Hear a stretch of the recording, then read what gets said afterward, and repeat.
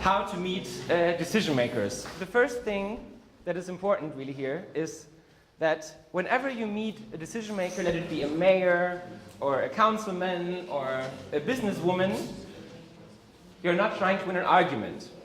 That is important. You are not the one who knows the world. It's not you.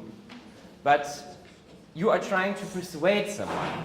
So you still keep in mind that you want the other person to take a particular course of action that will benefit you, the project, and I called it your beneficiaries. So the people that will benefit from your decision. So for example, if you want a new youth club, then the young people in the community will be the beneficiaries of this project. And keep in mind that a mayor will never agree to something that will make him look like a loser. So he needs to win also. And a lot of advocacy groups forget this. They only say, we want this and you need to do this, and without thinking, well, what does the other one need? What does the mayor want? What does the mayor need? So success, mostly, I wrote here only, but I really have to say mostly, in most cases, comes from a win-win situation. So if you meet someone, always try to create this win-win situation. It's really important. So before you go into a meeting, you should really do some communication with the mayor or the the person you're going to meet, right? So you should beforehand agree the points and questions what you as a group want to do. What do you want to cover? What do you want to talk about? Which points are important? Take the night bus in Cuneo example.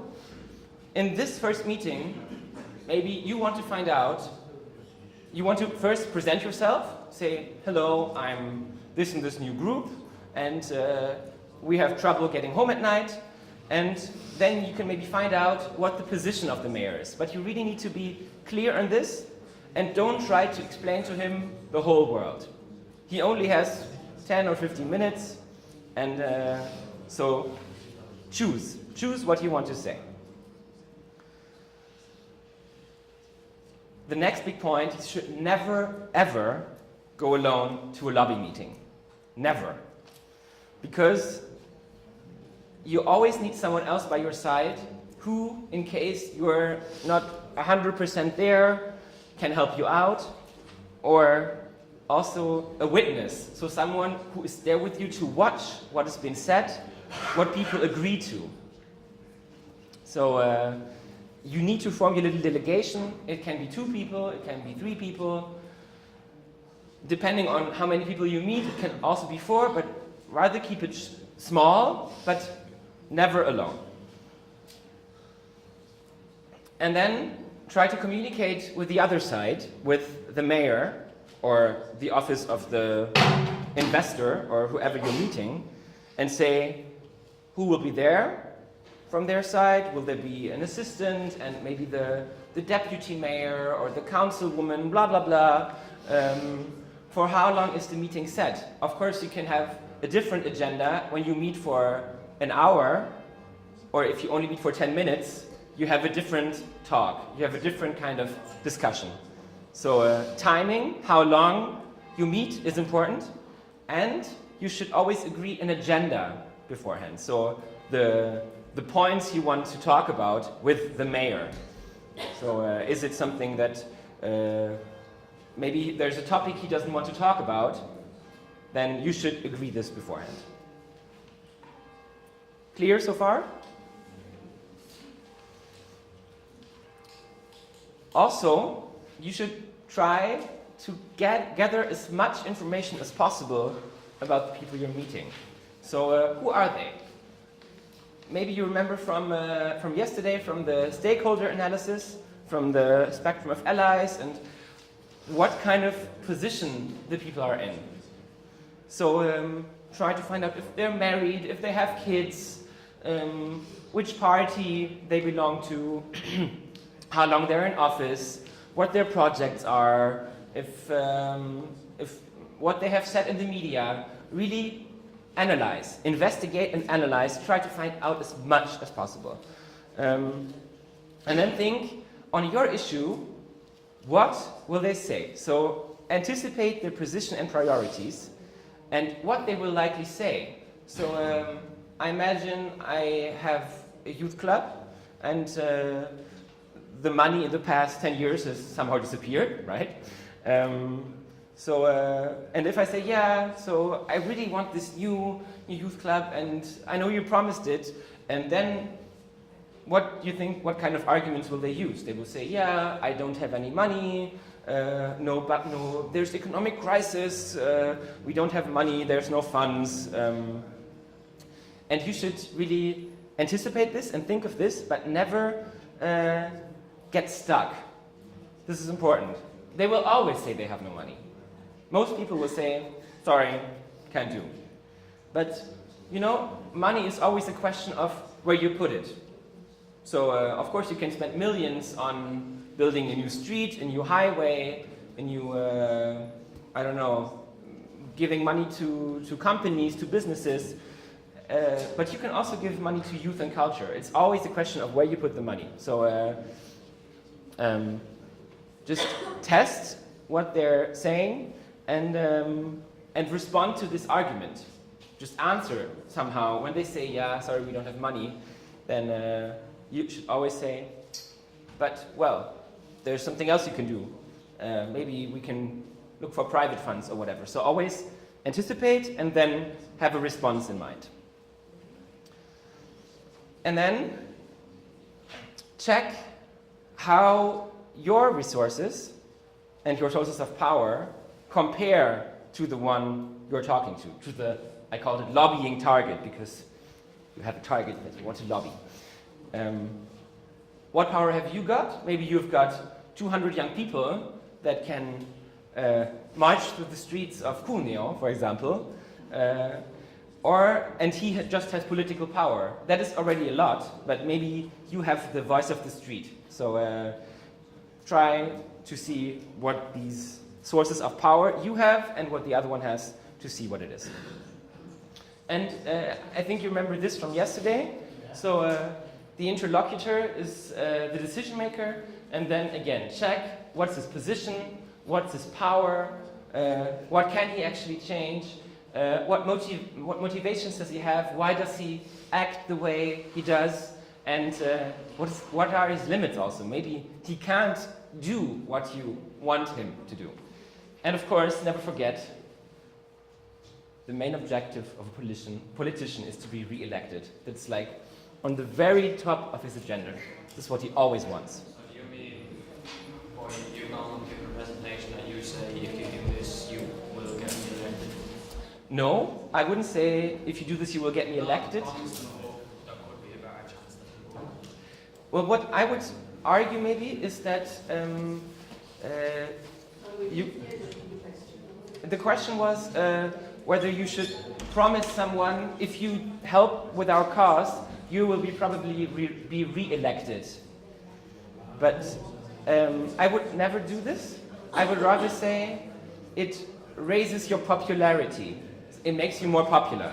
For example, you can, if there, for example, there's a study or like a survey that has been done, like 75% of the people in Torino say that there should be more money going into youth and culture projects, then you can tell him, look, dear mayor, I have the study that says 75% of the people actually want you to have more money in youth, and this will make you look good.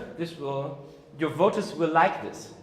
So I would not say you'll be re-elected, but like your popularity will rise. I guess that's always a good thing. But of course, he wants to be popular in order to be re-elected, because only, of course, sometimes there are unpopular people getting re-elected, but yeah. Other questions on this? And still, when you have found all this out and know what the decision maker is doing and what his powers are and what he wants and what he will probably say, what his arguments are, then in your group, agree in your delegation who will say what and what roles they will have. So if there's someone, it's generally good when there's one person who's like the main talker and who's the chair of the discussion, and then maybe someone else will take notes. This will always help if you have clarified who in the delegation will do what, because the worst thing is you go to a lobby meeting and you're fighting within your group. So if you say, but Cristiano, what you've just said there is not true, and then Cristiano says, but we agreed beforehand that this is like this and this. So this is the worst.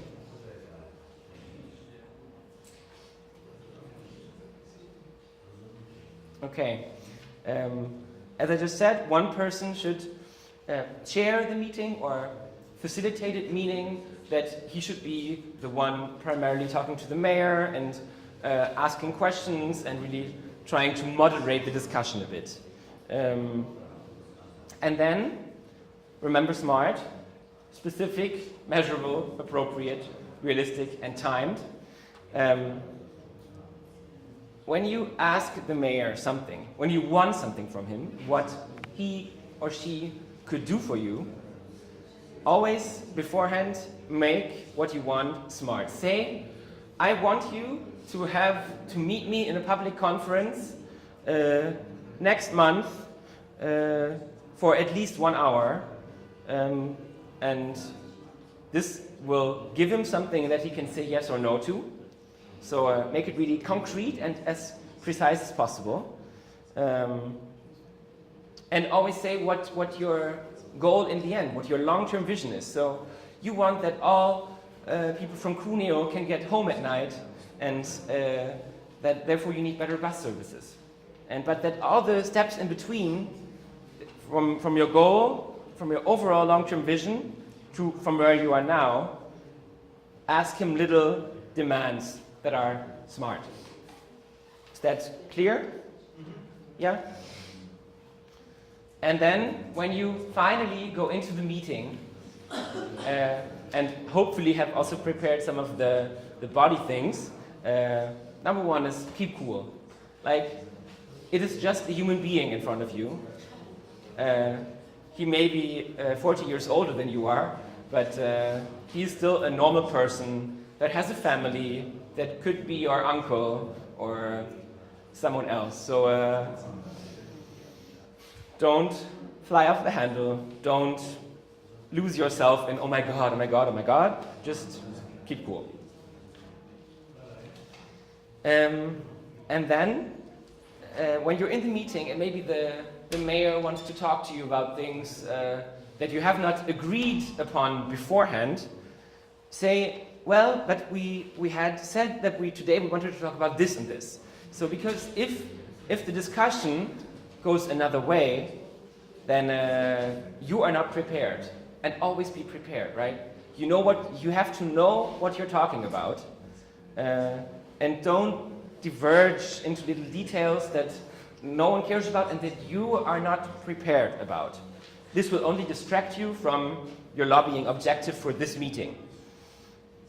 And it's always important to not only see this person that is in front of you as the mayor, and I go there once and I want something from him, but it is a relationship that you need to create over a long time with the lobbying target. So try to meet him or her in the coffee break and prepare the basis for further contact. So say, for example, yes, we will meet again after the conference in Brussels next week, or when you have done a study that, I don't know, when you survey young people and ask them what they want in your city, then you can say, okay, next time I will send you the report when it's finished. So always keep in touch. Always agree that there will be something next. So never ever stop the lobbying process. And in order to do this, you really need to take notes. So whatever you agree on, write it down throughout the meeting. So if your meeting is 20 minutes and you agree something after 5 minutes and something after 50 minutes, then someone in your group, maybe not the chair, but someone else who's in your delegation, should write it down and then read to you, okay, after the 20 minutes when you're finished, okay, so we agreed that we will send you this report, and we agreed that you will do this and this for us, and we agreed that we will meet again in 2 weeks at the same time. No. So always write it down, and so that for him or her, for the lobbying target, for the decision maker, and for you, things are clear. Never leave a lobbying meeting without making clear what is following up. Yeah, and this is what I was just saying. Finish your chair by listing what has been agreed. And it might also be the smallest of things that you agree on. So you might just want to say, okay, maybe we haven't really got what we wanted from you. Maybe the meeting was, well, you won't say this, but maybe you think in your head, okay, this meeting was for nothing, like I didn't get anything I wanted, he's just not listening to me. This is not very good, but still, you should keep the lobbying process going. It's not a one-time event, it's a process. It will take time, and the more you meet, the more you get to know this person, and you have to maintain the process. That is really important, and this is what you should really focus on at the end. Don't leave without a next meeting agreed. And then, what happens after the meeting?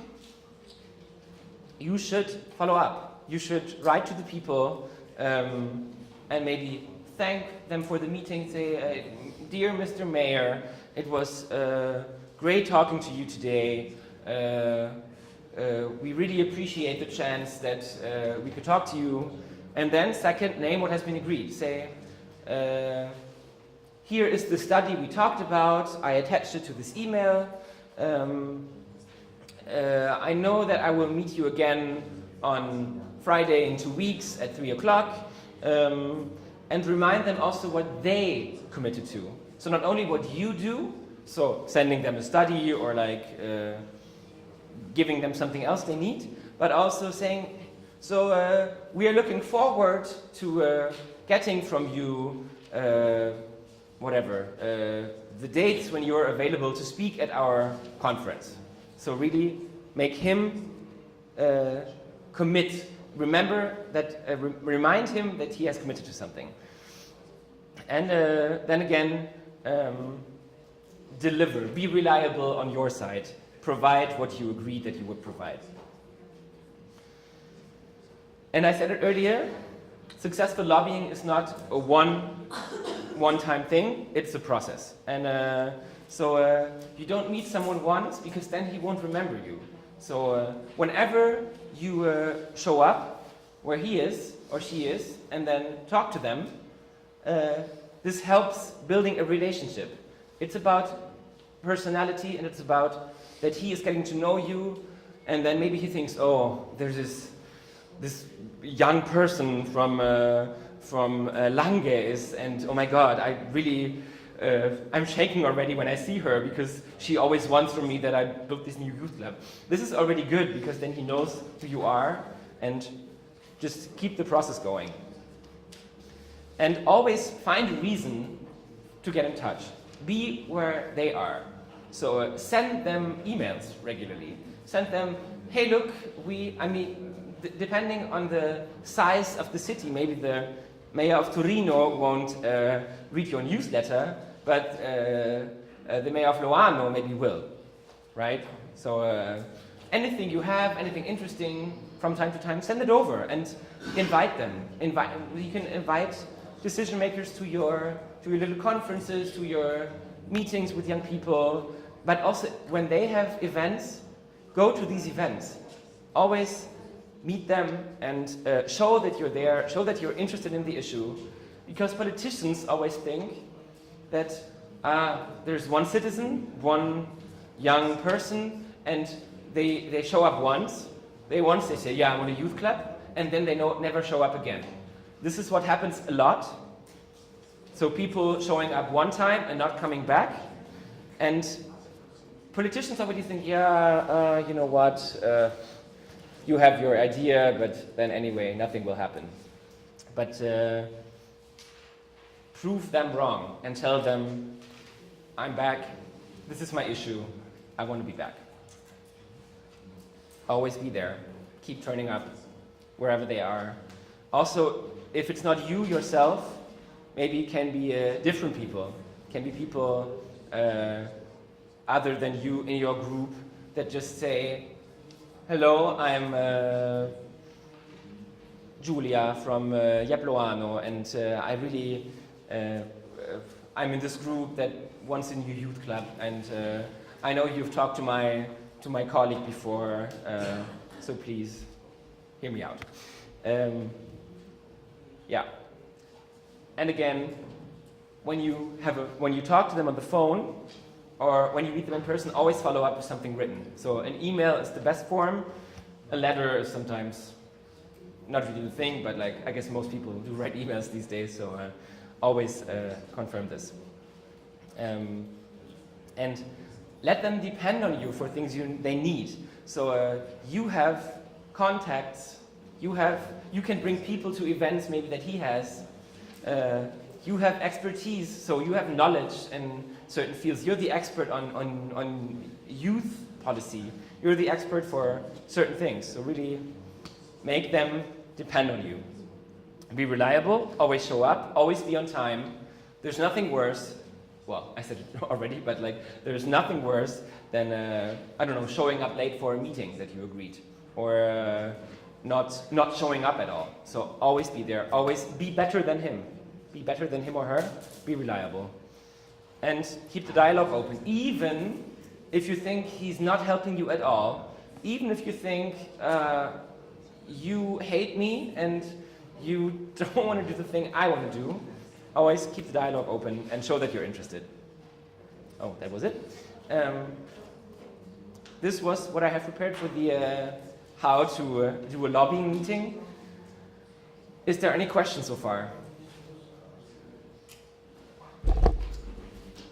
Would you theoretically know how to approach a lobbyist now?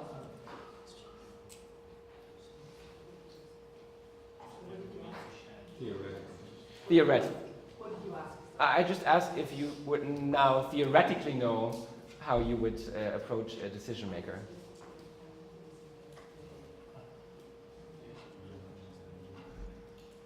So maybe what are the most important points that you got from the presentation? If you have like 2 things you would take away, what would that be, maybe?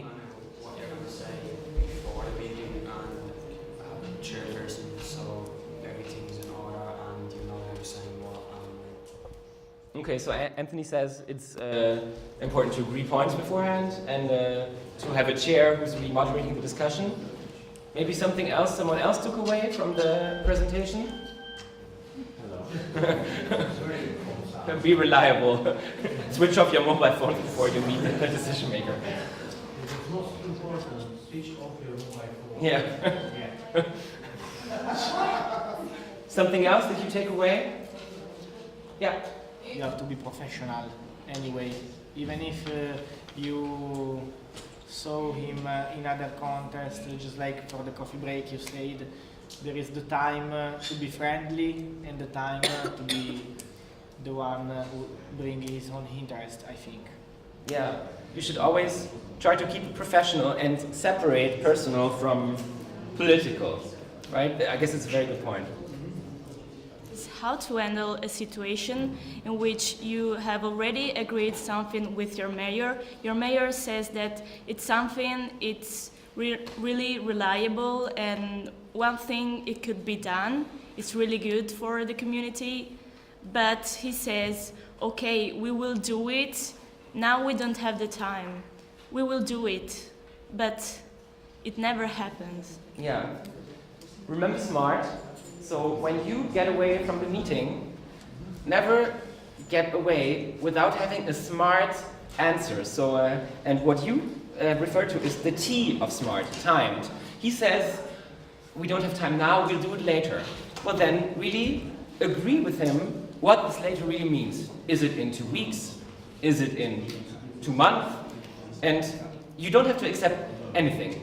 You can just say, okay, maybe we can meet again in 2 weeks, and then we make this clear. Anyways, you never have time, but think about SMART. Make it specific and make it timed. So maybe then he says, yeah, no, 2 weeks I can't do, it's too soon. But then you have to tell him, well, you don't, of course, be nice, but sometimes it's also, you have to be direct and say, for us it's really important that this gets done soon, and I know you are a busy man or a busy woman, but please, let's agree that in 1 month we will really do this again. And you can do this once or twice, I guess. Always like telling them, okay, you get a little more time, but there's a time when this doesn't work anymore, and where also cooperation is difficult. You have to, in an advocacy strategy, you also have to see, do you cooperate a lot, or do you cooperate a bit and keep the dialogue open, but still try to achieve your goal in other ways, with like petitions, or with protests, or with like really going public in the media. But I see your point. Sometimes you have mayors that just don't care and say, yeah, mañana, I will do this later. But yeah. What we're going to do now, for the next 2 hours or so, is we're going to do a role play. And we will be in 4 groups for this role play.